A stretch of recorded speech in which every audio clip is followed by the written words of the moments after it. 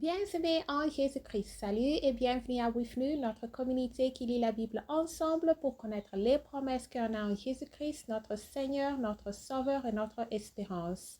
Nous continuons avec Luc chapitre 6. Les épis de blé et le sabbat. Il arriva un jour de sabbat appelé Second Premier que Jésus traversait des champs de blé. Ses disciples arrachaient des épis et les mangeaient, après les avoir froissés dans leurs mains. Quelques pharisiens leur dirent, « Pourquoi faites-vous ce qu'il n'est pas permis de faire pendant le sabbat ?» Jésus leur répondit, « N'avez-vous pas lu ce que fit David lorsqu'il eut faim, lui et ceux qui étaient avec lui?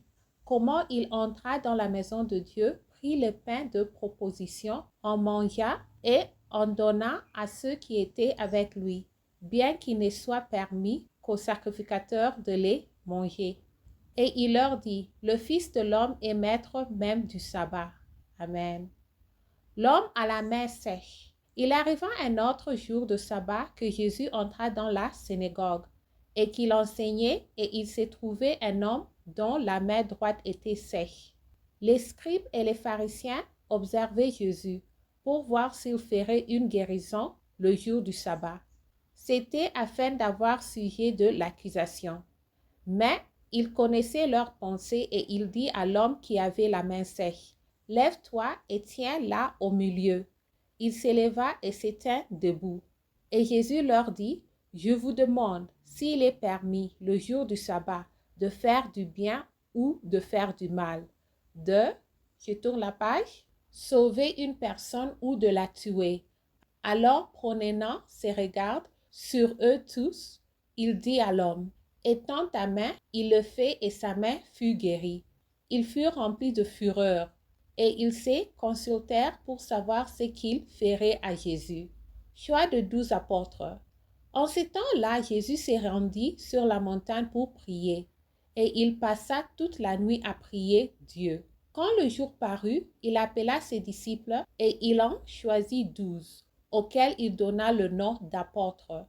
Simon, qu'il nomma Pierre, André, son frère, Jacques, Jean, Philippe, Barthélemy, Matthieu, Thomas, Jacques, fils d'Alphée, Simon, appelé le Zélote, Jude, fils de Jacques, et Judas Iscario, qui devint traître.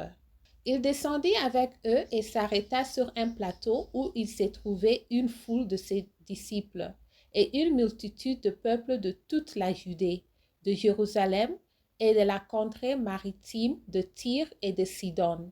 Ils étaient venus pour l'entendre et pour être guéris de leur maladie. Ceux qui étaient tourmentés par des esprits impurs étaient guéris, et toute la foule cherchait à le toucher, parce qu'une force sortait de lui et les guérissait tous. Amen. Sermon sur la montagne.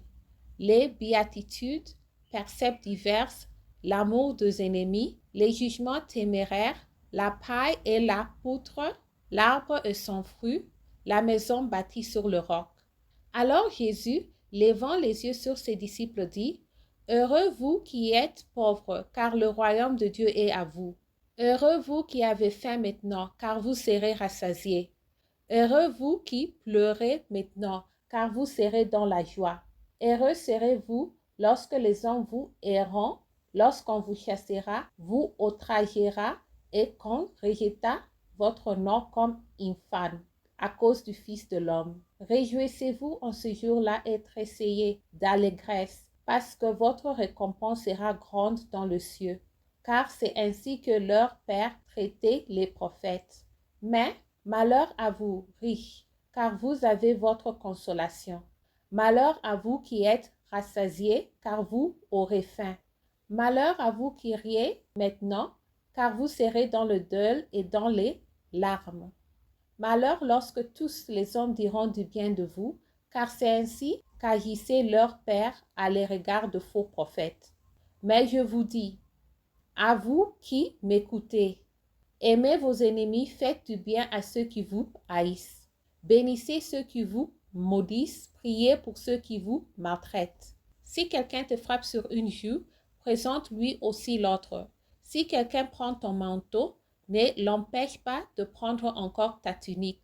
Donne à quiconque te demande et ne réclame pas ton bien à celui qui s'en empare. C'est que vous voulez que les hommes fassent pour vous, faites-le de même pour eux. Si vous aimez ceux qui vous aiment, quel cré vous en saura-t-on? Les pécheurs aussi aiment ceux qui les aiment. Si vous faites du bien à ceux qui vous font du bien, quel cré vous en saura-t-on? Les pécheurs aussi agissent de même. Et si vous prêtez à ceux qui vous espérez recevoir, quel cré vous en saura-t-on? Les pécheurs aussi prêtent aux pécheurs, afin de recevoir la parole. Mais aimez vos ennemis, faites du bien et prêtez sans rien espérer. Et votre récompense sera grande et vous serez fils du Très-Haut. Car il est bon pour les ingrats et pour les méchants. Soyez donc miséricordieux comme votre Père est miséricordieux. Amen. Ne jugez point et vous ne serez point jugés. Ne condamnez point et vous ne serez point condamnés. Absolvez et vous serez absous. Donnez et il vous sera donné. On versera dans votre sein une bonne mesure, serrée, secouée et qui déborde. Car on vous mesurera avec la mesure dont vous vous serez servi. Il leur dit aussi cette parabole. Un aveugle peut-il conduire un aveugle? Ne tomberont-ils pas tous deux dans une fosse? Le disciple n'est pas plus que le maître, mais tout disciple accompli sera comme son maître. Pourquoi vois-tu la paille qui est dans l'œil de ton frère et n'aperçois-tu pas la poutre qui est dans ton œil? Ou comment peux-tu dire à ton frère, frère, laisse-moi ôter la paille qui est dans ton œil, toi qui ne vois pas la poutre qui est dans le tien? Hypocrite, ôte premièrement la poutre de ton œil, et alors tu verras comment ôter la paille qui est dans l'œil de ton frère. Ce n'est pas un bon arbre qui porte du mauvais fruit, ni un mauvais arbre qui porte du bon fruit, car chaque arbre se connaît à son fruit. On ne cueille pas des figues sur des épines, et l'on ne vendage pas des raisins sur des ronces. L'homme bon tire de bonnes choses du bon trésor de son cœur, et le méchant tire de mauvaises choses de son mauvais trésor, car c'est de l'abondance du cœur que la bouche parle. Amen. Pourquoi m'appelez-vous Seigneur, Seigneur, et ne faites-vous pas ce que je dis? Amen. Je vous montrerai à qui est semblable tout homme qui vient à moi, entend mes paroles et les met en pratique. Il est semblable à un homme qui bâtissa une maison, a creusé profondément et a posé le fondement sur le roc. Une inondation est venue et le torrent s'est jeté contre cette maison, sans pouvoir l'ébranler, parce qu'elle était bien bâtie. Amen.